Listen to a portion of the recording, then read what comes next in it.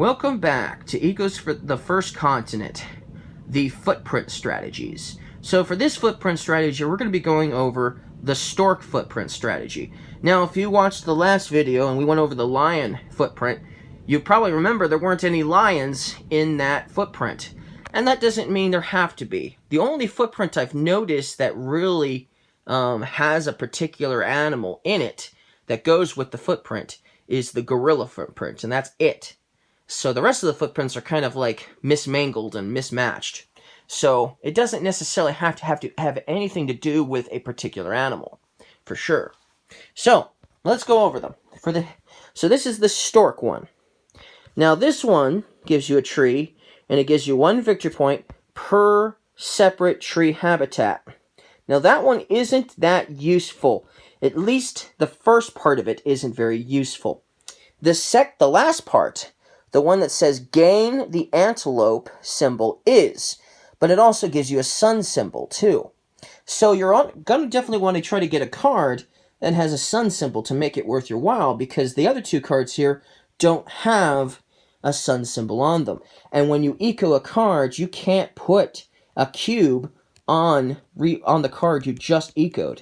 So it would have to go in one of the other ones, and there's no suns here. There is a couple of antelope on this one, though, for sure. So that is something to note. So you definitely want to get one that's got a sun on it. So if you want to try to get that useful to you, if you want to get a card that's out of your 12 cards, out of your footprints, played, I would recommend this one first, because it does have a sun symbol on it, and it does give you some victor points. And it can give you a lot of points in the beginning of the game if there isn't that many mountains out. So this would be recommended as one of the first cards to get if the strategy you were going for was working with this one here to try to get this and this used. So that's something to note. So you could potentially this would be one of the first ones you could get.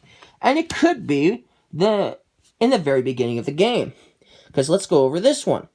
This one gives you a hippo, and then gain 4 victory points if adjacent to another hippo, a stork, or an antelope. So this is the first time you played it. It's possible that there may not be any of these animals out, and you might not get any victory points. However, there is a workaround for that, which is why we recommend you play this one first, before this one. Because this one gives you another water, and even though the hippo can go in a grassland and a water, that doesn't really matter as much. What matters is you can place any type of animal that can go on a water space on the tile that you just place. So if you place this tile here, you get your 2 victory points, and then you get to place how about a hippo, right? That would be the best choice in that case. Then there would be a hippo out, and then assuming there's another water tile anyway that's next to it, you could or a grassland for that matter that's next to it, you could put another hippo out, and then the first time you play this, you would get that 4 victory points. So that would be very useful. And then it's just a really good card, because you get a cube, you gain 2 wild symbols, and you can also play a card. And the card you play, you could gain the 2 wild symbols for the card you just played. And so you could technically play this one first, but if you were able to get this one played before you ecoed that card, the one I would recommend you doing is this one here that also has a hippo on it as well. And so this one would give you another hippo. You would always gain 4 victory points at least, and then you gain 2 victory points per hippo in this community that is within 1 space of both water and a grassland, which could be a lot of points there. Maybe not. It depends on how many hippos you have. It depends on how many grasslands and waters they're next to. Or on, for that matter. So that's still a very powerful card, and these 2 definitely work well together, especially if you've played this one before this one and ecoed this one. So those are really good starter cards for sure. But there are other ways to score a lot of points with the stork footprint.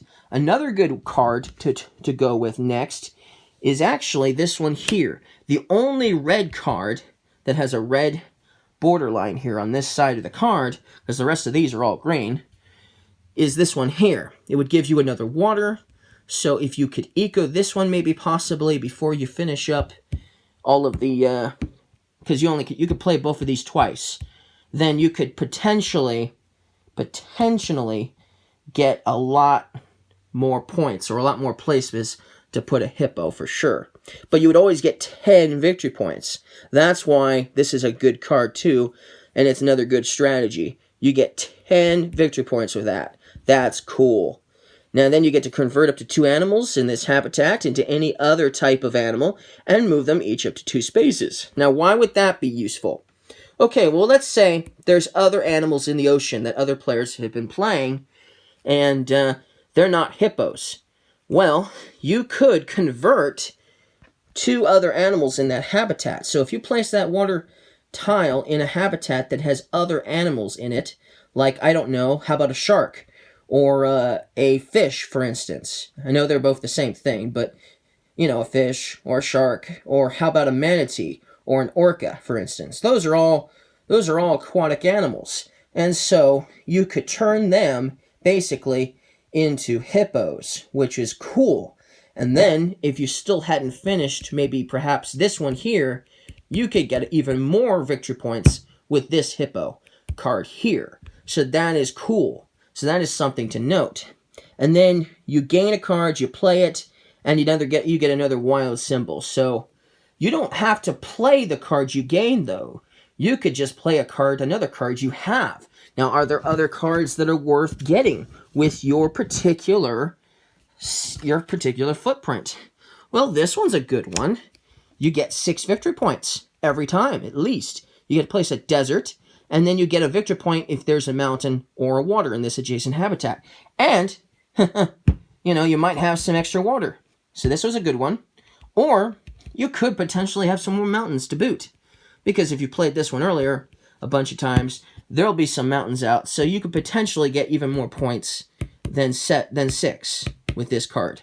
So that's another good choice. Another good card to get out there. So that's 7 good cards that go with this particular footprint that are really good. This one is good, too, because it gives you 3 victory points every time. And then you get to choose a water or a grassland. And then you gain a sun per adjacent animal. Now, most of the cards in this have already probably been ecoed way too much. This one's probably already long gone by the time you get that one. And even if you still have it, you probably only have one more use for it anyway. This one might still be around, but you don't know. But it only has 1 symbol on it. And you could potentially get a ton of sun symbols, obviously. So, if you're going to plan on getting this card, it would be in your best interest to try to play this one right after, because it has 3 sun symbols on it. And if there's a lot of adjacent animals, you could potentially eco this right after ecoing that, which would give you 2 more victory points, and then it would give you a wave and a rock symbol as well. And then this one actually has waves on it, so then you could get another cube on that right away.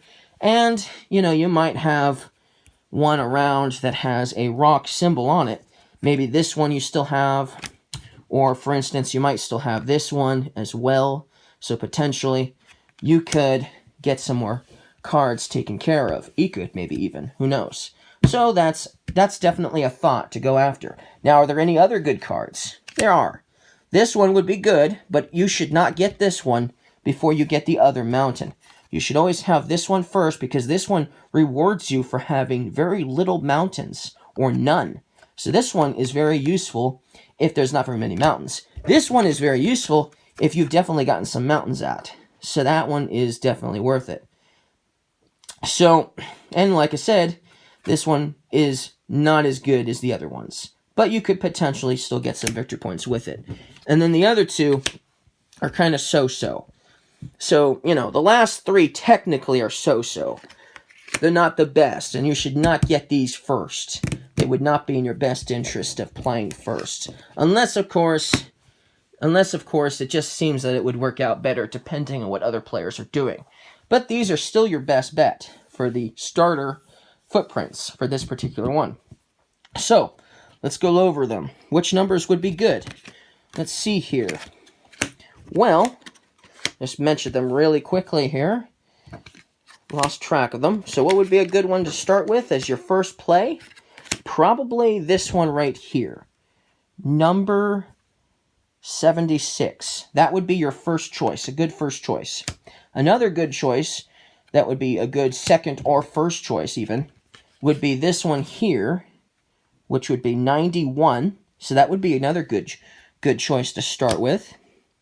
And then, of course, another good choice would be this one here, 101 as well, especially if you haven't finished number 91. So that would be a good next choice. And then there's still some other really good ones. Number 7 is a good one. And number 39 is good. And then maybe even 65 as like your last resort, basically. And so those are really good cards. I hope you liked this footprint, the stork footprint. All right, we'll be back with you in the next video.